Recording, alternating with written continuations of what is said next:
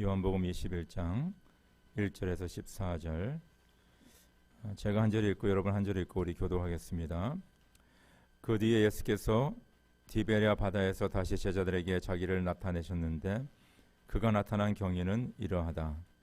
시몬 베드로와 쌍둥이라고 불리는 도마와 갈릴리 가나 사람 나다니엘과 세베대 아들들과 제자들 가운데서 다른 두 사람이 한 자리에 있었다. 시몬 베드로가 그들에게 말하기를 나는 고기를 잡으러 가겠소 하니 그들이 우리도 함께 가겠소 하고 말하였다. 그들은 나가서 배를 탔다. 그리고 그날 밤에는 고기를 한 마리도 잡지 못하였다. 이미 동틀 무렵이 되었다. 그때 예수께서 바닷가에 들어서셨으나 제자들은 그가 예수인 줄을 알지 못하였다. 그때 예수께서 제자들에게 물으셨다. 얘들아, 뭘 좀 잡았느냐? 그들이 대답하였다. 못 잡았습니다. 예수께서 그들에게 말씀하셨다. 그물을 배 오른쪽에 던져라. 그리하면 잡을 것이다. 제자들이 그물을 던지니 고기가 너무 많이 걸려서 그물을 끌어올릴 수가 없었다. 예수가 사랑하는 제자가 베드로에게 저분은 주님이시다 하고 말하였다. 시몬 베드로는 주님이시라는 말을 듣고서 벗었던 몸에다가 겉옷을 두르고 바다로 뛰어내렸다. 나머지 제자들은 작은 배를 탄 채로 고기가 든 그물을 끌면서 해안으로 나왔다. 그들은 육지에서 백자 남치밖에 떨어지지 않은 곳에 들어가서 고기를 잡고 있었던 것이었다. 그들이 땅에 올라와서 보니 숯불을 피워 놓았는데 그 위에 생선이 놓여 있고 빵도 있었다.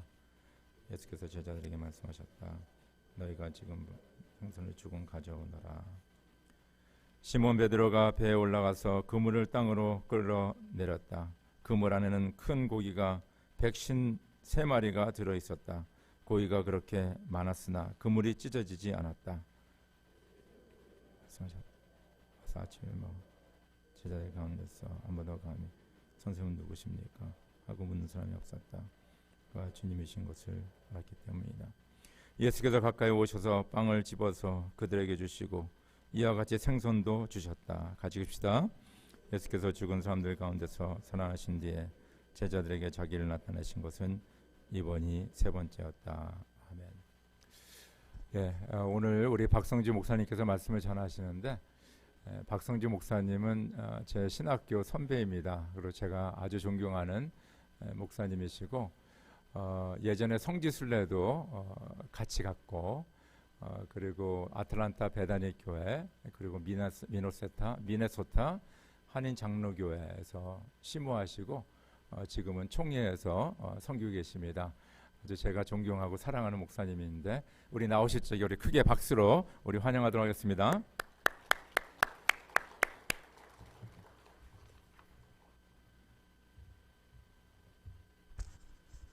네, 여러분들 만나게 되어서 반갑습니다. 제가 그 2018년으로 기억을 합니다. 그때 한번 이게 이리로 옮겨오기 전에 있었던 교회에 한번 방문을 해서 말씀을 전했던 적이 있었습니다. 그것보다 지역이 훨씬 좋고 또 교회가 좋은 비전을 가지고 나아가는 것 같고 또 특별히 오늘 부활주의를 맞아서 이렇게 많은 성도들이 함께 나와서 예배를 드리는 모습이 얼마나 보기 좋고 감사한지 모르겠습니다. 우리 강 목사님은 사실은 제가 굉장히 좋아하고 존경하는 목사님입니다. 우리 신학교에서 공부도 같이 했고 한 30년 넘게 이렇게 지금 교제를 하고 있습니다. 그 3개 국어 최소 3개 국어에 능통하신 분이죠. 한국말, 영어, 또 스페니쉬에 다 능통하시고 참 여러 면에서 다재다능하고 오랜만에 만났는데 솔직히 잘생긴 얼굴은 아닙니다만은 또 멋있어졌어요. 훨씬 더 갈수록 이렇게 분위기가 더 좋고 멋있고 영적으로도 아주 좋아지고 그런 모습을 이렇게 보면서 참 반가웠습니다. 우리 목사님은 제가 칭찬할 얘기들이 참 많습니다만 사실 이런 이야기를 하는 것은 목사님이 저를 초대해 주었기 때문에 오늘 이렇게 이야기하는 것이 맞고요. 그러나 그것을 떠나서 참 많은 것을 갖추고 있는 우리 세대의 그 이민교회, 한인 이민교회에서 리더의 역할을 감당하실 수 있는 그런 목사님이십니다. 그래서 여러분 우리 강 목사님과 함께 앞으로 더욱더 부흥하고 더 많은 그런 하나님의 은혜를 만들어갈 수 있고 체험할 수 있는 그런 교회가 되시길 주님의 이름으로 축원합니다. 부활하신 주님이 물고기를 잡고 있는 제자들에게 오셨습니다.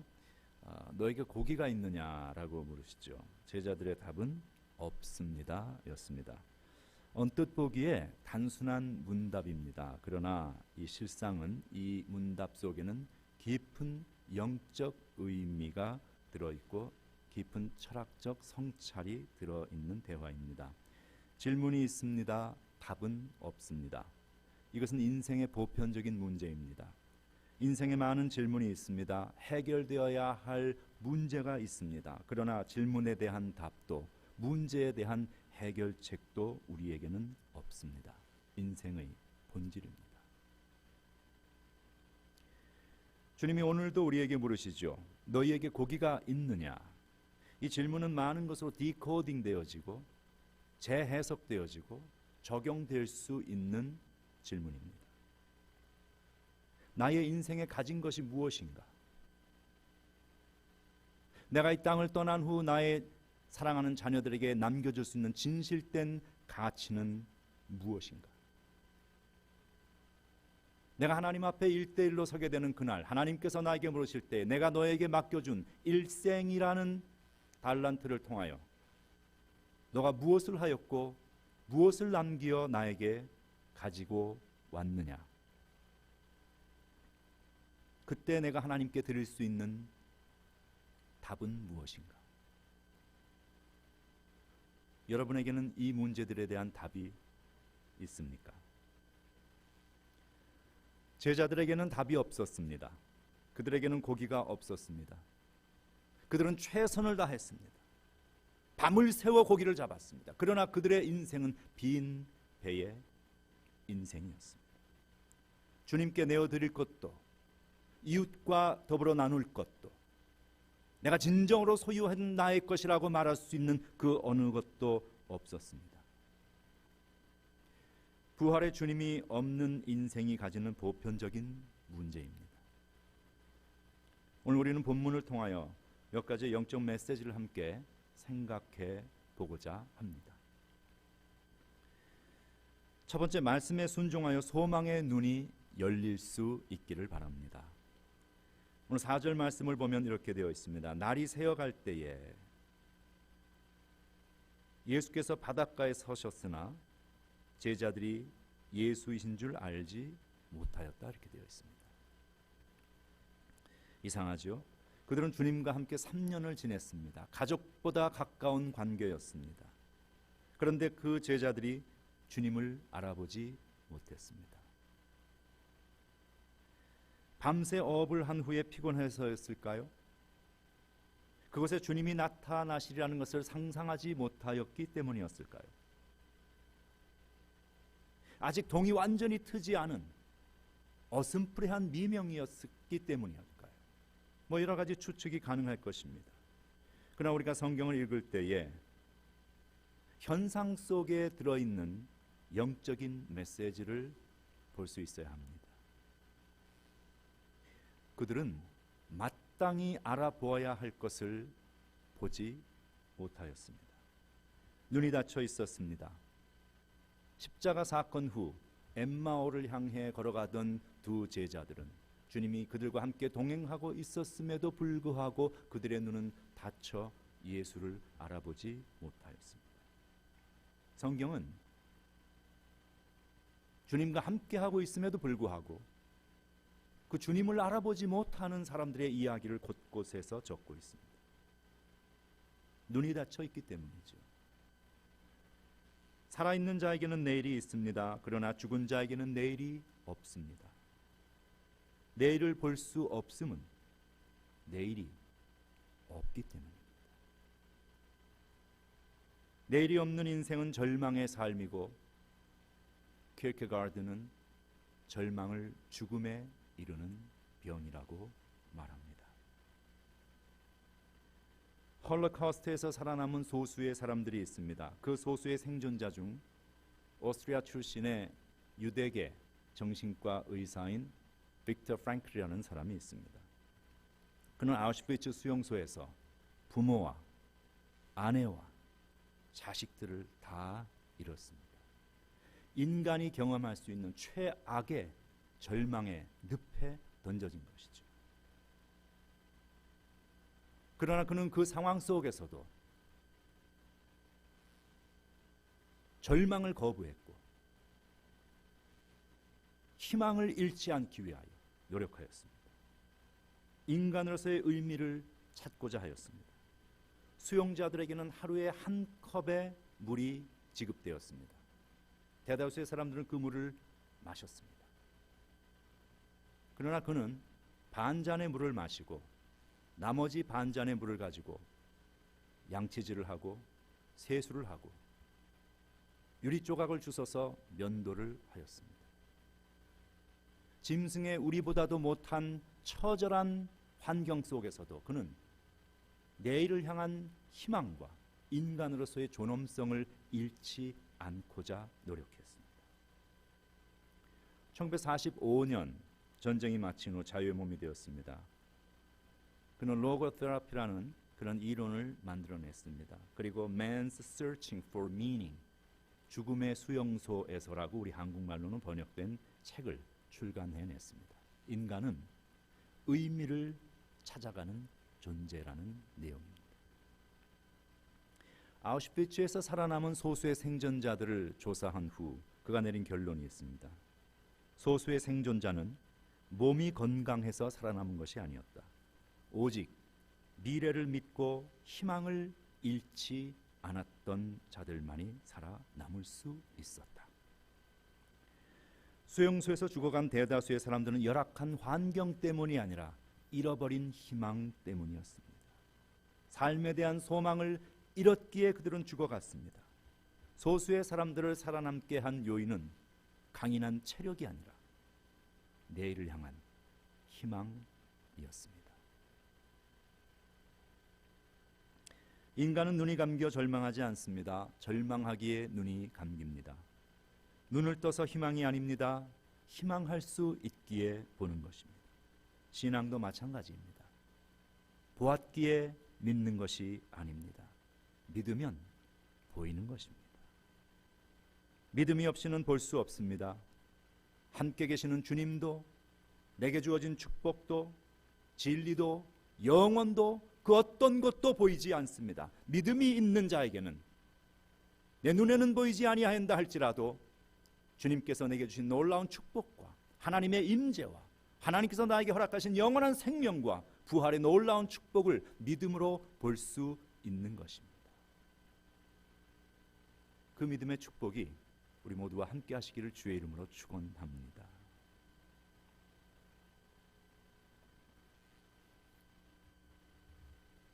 믿음과 소망은 함께 가지만 제자들은 그것을 잃었습니다. 주님의 십자가 죽음 후에 그들은 믿음의 대상을 잃었습니다. 그리고 소망을 잃었습니다. 그러기에 그들은 절망하였고 절망했기에 그들은 눈앞에 주님을 알아보지 못했습니다. 그랬던 그들의 언제 그 눈이 열렸고 부활의 소망의 아침을 맞이하게 되었을까요? 부활하신 주님의 말씀에 순종했을 때였습니다. 다시 말합니다. 그들이 눈이 뜨여졌던 것은, 그들이 진정한 부활의 아침을 경험했던 것은 주님의 말씀에 순종했을 때였습니다. 본문 5절 6절에 이렇게 말합니다. 주님이 이르시되 그물을 배 오른편에 던져라. 그리하면 잡으리라 하시니 이에 던졌더니 물고기가 많아 그물을 들 수 없었다.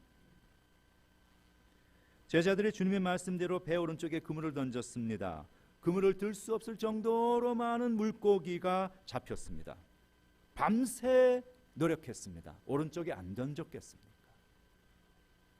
던졌을 것입니다. 그런데 그 하나마나한 그 일을 또 하라고 하는 것입니다. 사실 별로 따를 만한 가치가 없는 말이라고 생각할 수 있습니다. 그럼에도 불구하고 제자들은 주님의 말을 그대로 따라 해 보았습니다. 여기에 포인트가 있습니다. 그대로 따라 해 본 것이죠. 그랬더니 고기가 잡혔다는 것입니다. 여기서 한 가지 생각할 일이 있습니다. 그 당시까지도 제자들은 주님을 알아보지 못했습니다. 그러니까 주님을 알아보지 못했기 때문에 그들이 주님에 대한 믿음으로써 그 일을 행한 것이 아니라는 이야기입니다. 그냥 하라니까 했던 것입니다. 믿음으로 한 일이 아니에요. 그냥 하라니까 마음은 내키지 않지만, 믿음도 없지만, 확신도 없지만 하라니까 그냥 해본 거예요. 우리의 마음에 하나님의 말씀이 완전히 안 믿어질 수 있습니다. 예수에 대한 확신이 없을 수 있습니다. 그럼에도 중요한 것은 그럼에도 불구하고 하나님의 말씀이 하라고 하는 그대로 한번 해보는 것입니다.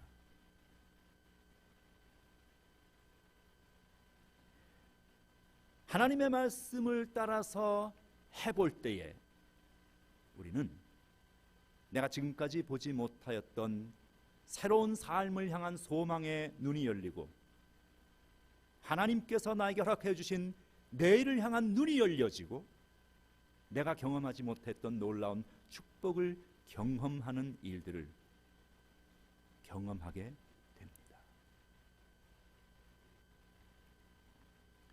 잡은 물고기를 세어보았습니다. 153마리였습니다. 이 153이라는 숫자에 대해서 여러분들이 이미 많은 분들이 들어 알고 계실 만한 일화가 있습니다. 1928년 전북 군산에 한 독실한 믿음의 가정에서 어린아이가 하나 태어납니다. 그 아버지는 헌신적인 장로였고 그 어머니는 집사로서 부부가 6남매를 아주 믿음으로 신앙 속에서 교육을 시켰습니다. 한국 개신교 초창기죠. 그 초창기에 호주 장로교 선교사로부터 복음을 전해받은 할아버지 때부터 그들은 헌신적인 신앙의 가정에서 자라났습니다. 그리고 철없던 시절서부터 할머니의 등에 업혀서 주일 아침이면 땡그랑 땡그랑 종을 치는 그 종소리를 들으며 교회를 갔던 이 어린아이가 자라납니다. 훗날 서울 상대에 입학을 합니다. 졸업 후에 작은 회사를 운영합니다. 박정희 대통령 때 5.16 1주년 기념으로 경복궁에서 박람회가 열렸습니다. 그 산업박람회에 여러 나라에서 온 제품들이 선을 보이고 있는데 그 중에 일본의 문구 제품 회사에서 가지고 온 볼펜에 관심을 가지게 됩니다. 그 당시만 해도 쓸 수 있다는 것은 그저 연필이라든지 펜을 잉크에 이렇게 찍어서 쓰는 것밖에는 없던 시절이었습니다.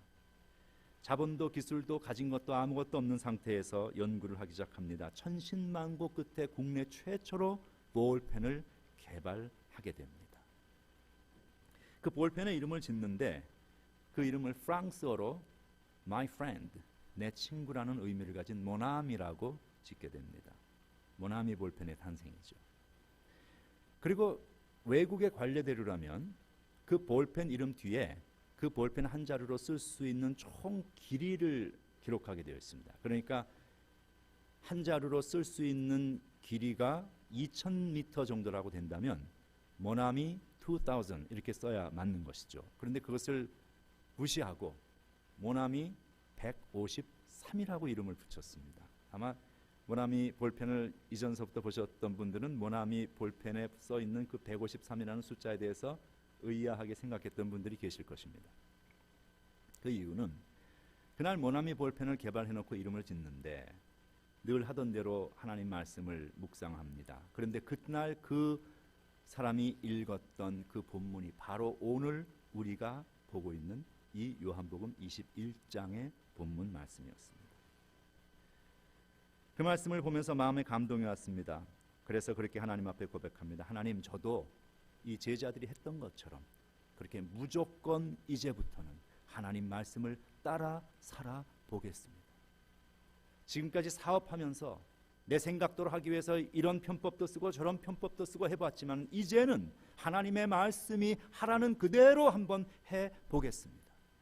저에게도 이 그물이 찢어질 만큼 많은 물고기를 낚을 수 있는 그런 축복을 경험하게 하시고 그 많은 것을 이웃과 나눌 수 있는 삶이 되게 하여 주시옵소서. 그렇게 기도하고 베드로가 잡은 그 물고기의 숫자인 153을 거기에다 넣게 됩니다. 그래서 모나미 153 볼펜이 탄생하죠.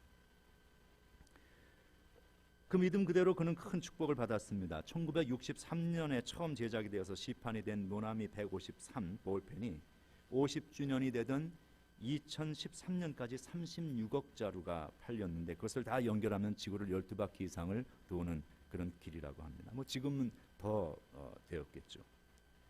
이런 간증을 가지고 있는 그 모나미 회사의 창업주가 현재 정동감리교회에 출석하고 계시는 송삼석 회장입니다. 장로입니다. 이것은 성경에 있는 어떤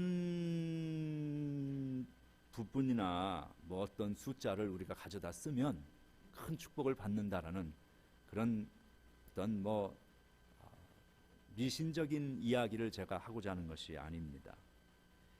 각자가 성경을 읽으며 하나님의 성령이 내 마음에 주시는 도전과 감동이 있을 때가 있습니다. 늘 읽었던 말씀인데 오늘따라 그 말씀이 나에게 가깝고 강하게 다가올 때가 있습니다. 그럴 때에 그 말씀을 그대로 붙들고 그 말씀 그대로 한번 실천해 보라는 것입니다. 말씀대로 순종하면 우리의 눈이 열리기 시작합니다. 소망의 눈이 열립니다. 우리가 예상치 못했던 축복을 경험하게 됩니다. 우리 모두가 하나님의 말씀에 순종하여 우리에게 소망의 눈이 열리고 우리의 빈 배의 인생이 만선의 삶으로 바뀌어지는 축복이 있기를 주의 이름으로 축원합니다.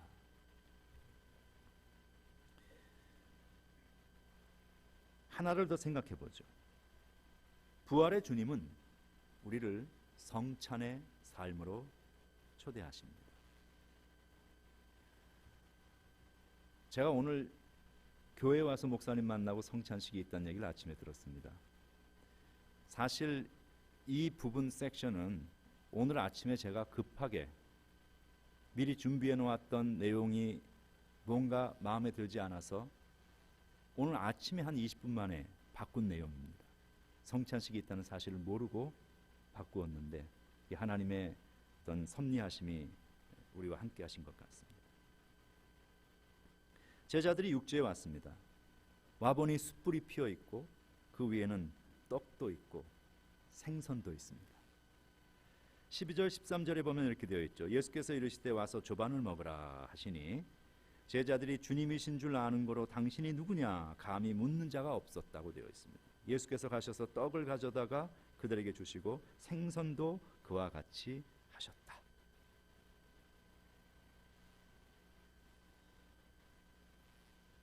그 당시에 제자들의 심리 상태를 한번 생각해 보십시다. 어땠을까요, 제자? 주님 앞에 할 말이 있었을까요? 주님 볼 낯이 있었을까요? 주님이 십자가에 못 박히실 때에 그 가장 어려웠던 그때에 주님 곁에 그들은 남지 않고 모두 도망을 갔습니다.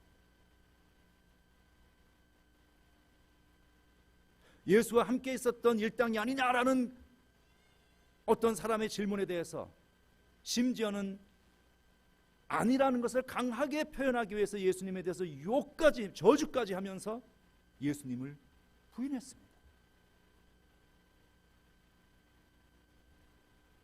인간이 할 수 있는 가장 치사한 짓은 사랑하는 이들이 어려움에 처했을 때 그들을 두고 나만 살겠다고 도망가는 일입니다. 그 후 부활하신 주님을 그들이 만났습니다. 그러나 그들은 여전히 에휴 나는 고기나 잡으러 간다. 그리고 또 떠났습니다. 가서 잘 살았으면 모르는데 실패의 연속이었습니다. 그리고 또다시 주님이 세 번째 자신들 앞에 나타나셨습니다. 그런데도 그 주님을 알아보지도 못했습니다. 참 한심함의 극치라고 할 수 있죠. 그런데요,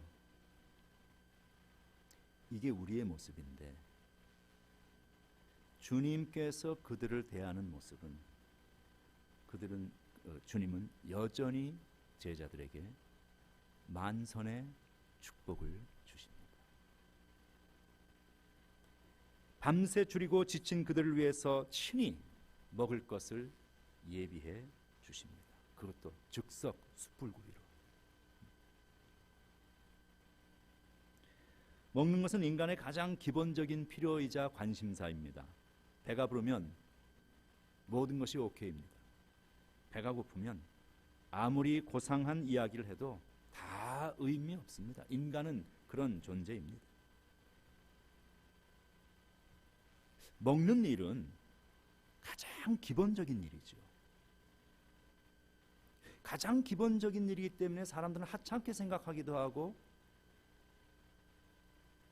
뭐 고상한 자리라든지 고상한 이야기를 할 때 먹는 이야기를 한다는 것은 수준에 떨어지는 일이라고 생각을 할 수 있습니다. 그러나 그렇지 않습니다. 먹는 일은 인간을 인간 되게 하는 일입니다.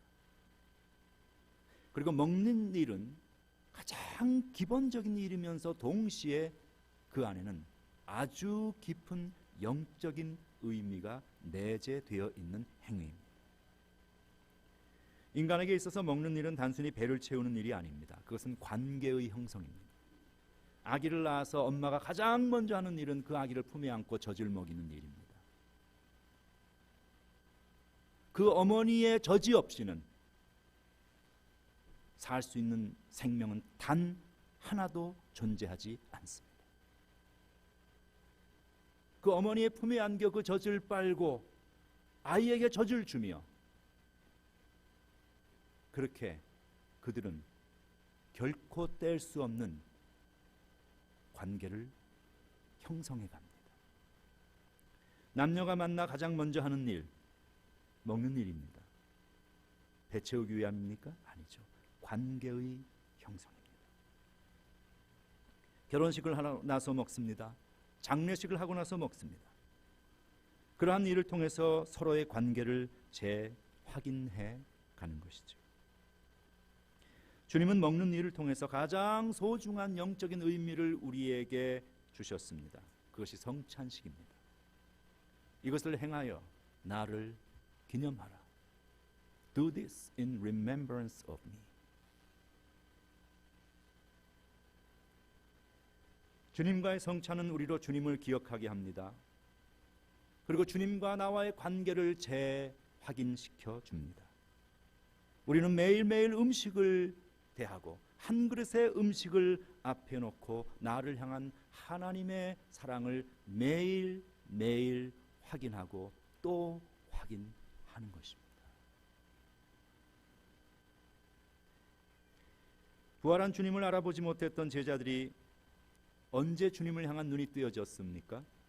엠마오로 가던 제자들이 함께 길을 걸어가며 주님을 알아보지 못했습니다.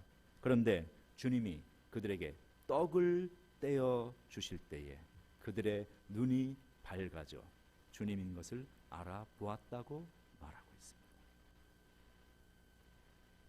오늘도 자신을 알아보지 못했던 제자들에게 주님은 식탁을 차려주십니다.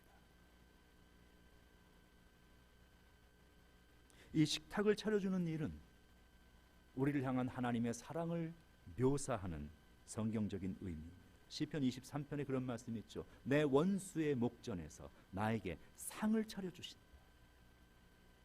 거기서 상이라는 것은 디너 테이블을 말하는 것이죠. 식탁입니다. 원수의 목전에서 상을 차려주신다는 의미는 나에게 승리를 주신다는 의미입니다. 부활의 주님은 죽임을 이기고 우리에게 영원한 생명의 승리를 선물로 주시는 분입니다. 오늘도 주님은 제자들에게 상을 차려주십니다. 우리들에게도 상을 차려주십니다. 주님은 매일매일 우리에게 상을 차려주시며 우리에게 매일매일 먹을 수 있는 일용할 양식을 허락해 주십니다. 그래서 우리는 그 음식을 대하며 그 음식을 먹을 때마다 부활의 주님을 기억하며 하나님과 나의 삶의 관계를 재확인하고 그 은혜를 감사하는 삶이 될 수 있습니다. 잘한 것이 하나도 없는 그런 제자들을 대하여 만선의 축복을 주시고 식탁을 차려주시는 주님, 그 주님을 대하는 그들의 심정이 어땠을까요? 도망갔죠. 내팽개치고 도망갔는데 자신을 만났던 그 주님은 식탁을 차려주시고 만선의 축복을 주시고, 우리가 그 제자들 입장이었다면 그 주님 앞에서 우리는 어땠을까?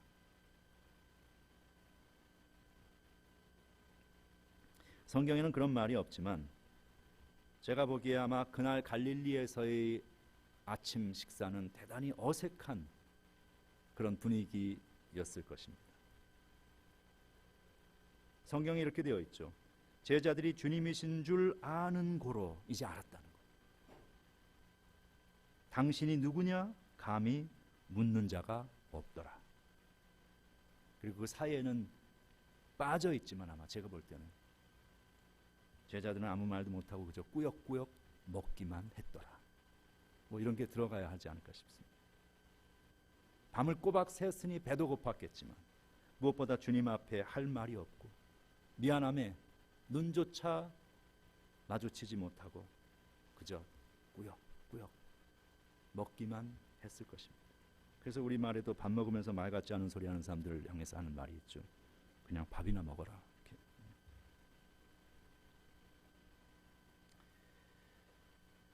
제자들의 모습은 우리의 모습입니다. 매일 넘어집니다. 늘 실패합니다. 주님 뵐 낯이 없습니다. 늘 미안하고 송구한 마음뿐입니다. 그때 기억하십시오. 여전히 주님은 한결같은 사랑으로 우리를 대해 주시는 분입니다.